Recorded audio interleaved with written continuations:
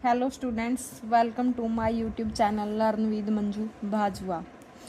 तो हम सीटेट के बारे में बात कर रहे हैं 2026, जो हमने पिछले वीडियो में भी बात की थी कि इसमें क्या क्या आता है, कितने मार्क्स का होता है। आज हम स्पेशली इसके मेन है जो कि पॉइंट है इसके, जो हमारी हिंदी लैंग्वेज है और संस्कृत लैंग्वेज है, इसका हमें ये पढ़ चुके हैं कि ये 30 मार्क्स की होती हैं। आज सिर्फ हम इसके टॉपिक देखेंगे, इम्पोर्टेंट टॉपिक है जो हमने करने हैं, उसके बारे में देखेंगे थोड़ा थोड़ा मेन कि क्या क्या होता है उसमें। जैसे संस्कृत है, संस्कृत का हमें पता है कि 15 नंबर में हमारा अपठित गद्यांश आएगा और 15 नंबर में हमारा पेडागोजी आएगी। 15 नंबर की हमारी पेडागोजी आएगी। जो 15 नंबर का अपठित गद्यांश है उसके अंदर हमारे 3 से 4 क्वेश्चन होते हैं। मैं आपको दिखाऊंगी भी नेक्स्ट वीडियो में कि कैसे अपठित गद्यांश में क्वेश्चन पूछे जाते हैं।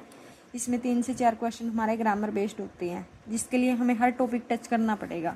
मैं आपको एक बार टॉपिक बता देती हूँ मेन से कि क्या क्या होते हैं इसमें। सबसे पहले जो 6th क्लास का चैप्टर है वर्णमाला, जो फर्स्ट लेसन ही आया हमारा अब की बार दीपकम में, फर्स्ट लेसन दे रखा उन्होंने। इसमें बहुत सारी चीज़ें हैं पढ़ने के लिए। उपसंवर्ण क्या होते हैं, अंतस्थ क्या होते हैं, या रैलव क्या होते हैं, उच्चारण स्थान क्या होते हैं, बहुत सारी चीज़ें। इससे हर पेपर में क्वेश्चन बनता ही बनता है। इसके बाद हम क्या पढ़ेंगे, कारक हैं, विभक्तियाँ हैं, कौन सा कारक, इसमें थोड़े बहुत मेन सूत्र देखेंगे, कारक विभक्तियाँ देखेंगे, कहाँ पर कौन सी कर्ता ने कर्म को, ये हम हिंदी में भी पढ़ते हैं। इसके बाद हमारे जो शब्द रूप है, मैं आपको दिखाऊंगी भी शब्द रूप का क्वेश्चन कैसे आया है। धातु रूप है, धातु रूप के जो मेन धातुएं हैं वो लर्न करनी है हमें। इसके बाद जो है बेसिक टॉपिक है 6th क्लास की है, लेकिन सीटेट 6 to 8 ज़्यादा पूछता है, 6 to 8 NCERT बेस्ड। ठीक है, ये टॉपिक वही है जो NCERT बेस्ड है, मैं आपको बता रही हूँ। संख्या है, सम्य है, कहने के तो ये सम्य है, लेकिन जब हमारे पास 3-4 ऑप्शन आते हैं तो हम कंफ्यूज हो जाते हैं कि इसमें कौन सा है। 7.15 किसे कहते हैं, 7:45 किसे कहते हैं, ये सारी चीज़ें हमें संस्कृत में लर्न करनी है। इसके बाद मोस्ट इंपॉर्टेंट टॉपिक आता है हमारा संधि का, जो हिंदी में भी पूछा जाता है, समास का, जो हिंदी में भी पूछा जाता है और संस्कृत में भी। अगर हमने संस्कृत में इसमें बेस्ट कर लिया तो हिंदी में हम इसे ईजिली कर सकते हैं। हिंदी में इसके 2 पार्ट होते हैं, 2 पार्ट ही पढ़ते हैं, और संस्कृत में हम इसके 3 पार्ट पढ़ते हैं संधि के।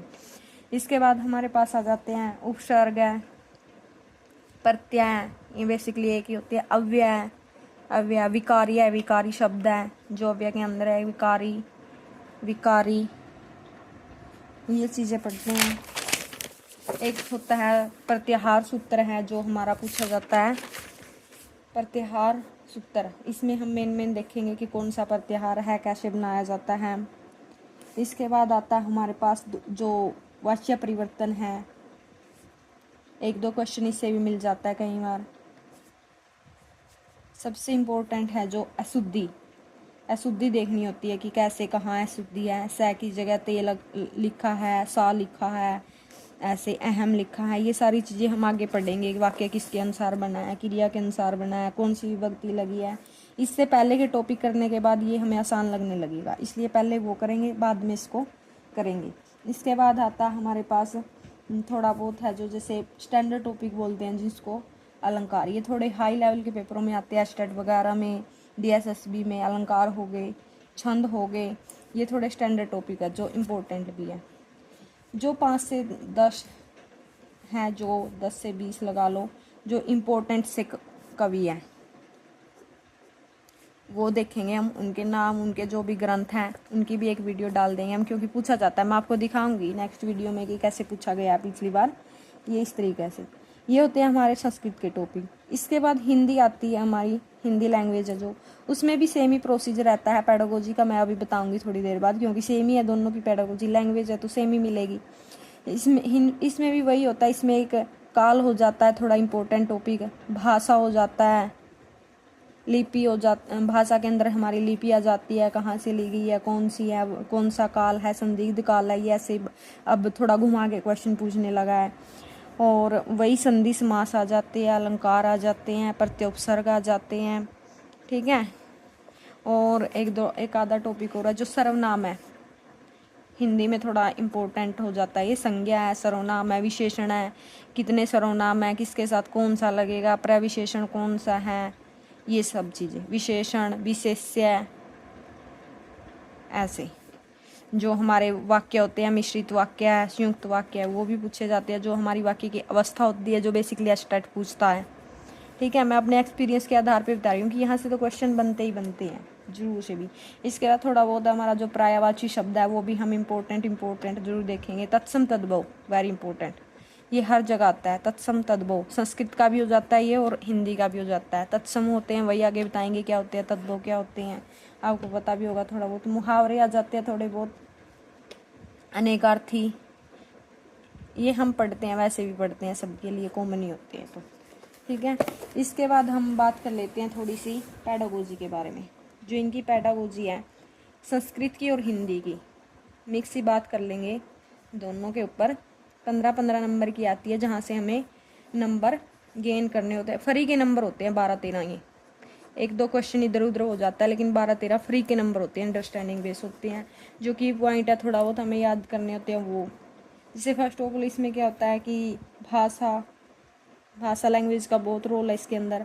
भाषा का अर्थ क्या होता है, इसमें बहुत सारी जो परिभाषाएं दे रखी है वो देखेंगे। इसके बाद जो हमारे कौशल है, कौशल हर लैंग्वेज में जहाँ भी पेडागोजी आती है वहाँ पे कौशल पूछा ही जाती है। जैसे पठन कौशल है, सुबोपाली बोलते हैं जिसको, ये वाला कि LSRW इंग्लिश में जिसको लिखा जाता है सुबोपाली। इसके बाद आता है हमारे पास जैसे ऊर्ध्वगामी, अधोपतगामी, ये सारी चीज़ें। शिक्षण की विधियाँ, ये बहुत इम्पोर्टेंट है, हर जगह पूछी जाती है शिक्षण की विधियाँ। इसके बाद आ जाता है हमारा जो बहुभाषिकता है। बहुभाषिकता क्या है, कैसे से क्वेश्चन बनते हैं, समायोजन क्या है, आकलन क्या है, मापन क्या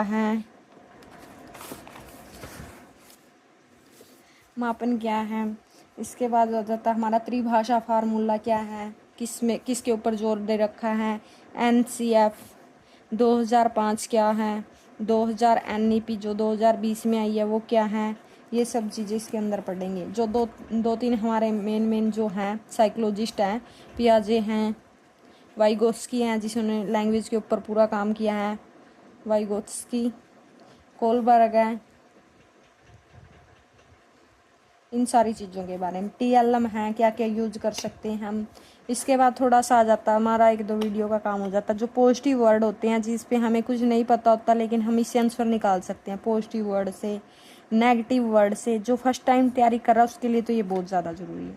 टैग वर्ड होते हैं कुछ हमारे, वो इसमें देखेंगे हम।